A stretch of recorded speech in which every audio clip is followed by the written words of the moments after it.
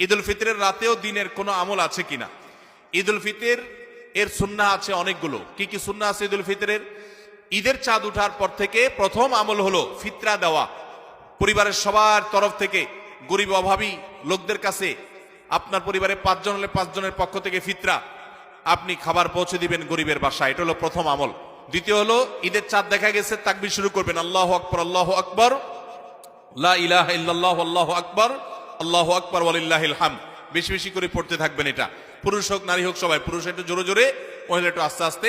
অবশ্য ওইটা ঈদগাহে আসার সময় জোরে জোরে পড়বেন, এক ঈদে জোরে এক ঈদে আস্তে, কিন্তু এমনি স্বাভাবিক অবস্থায় সাধারণ গতিতে পড়বেন নারী পুরুষ সবাই যার যার মতো করে তাকবীর। এবং বিশেষ করে এই তাকবীর এটা জিলহজের প্রথম দশকে পুরো দশক ধরেই পড়তে হয়। যাই হোক, এই ঈদের চাঁদ উঠার পর থেকে ঈদের নামাজ পড়তে তাকবীর আমরা শেষ করে পড়তে থাকবো। তৃতীয়ত হলো মেসওয়াক করবেন। 4 নম্বর হলো গোসল করবেন ঈদের দিন উপলক্ষে। 5 নম্বর হলো সুন্দর পোশাক পরবেন, যা আছে এর মধ্যে সুন্দর, নতুন হওয়া জরুরি না। 6 নম্বর হলো সুগন্ধি ব্যবহার করবেন। 7 নম্বর হলো আপনার খেজুর খেয়ে তারপরে ঈদগাহে আসবেন। খেজুর খেয়ে মিষ্টি মুখ করে ঈদ উল ফিতর ঈদগাহে আসবেন।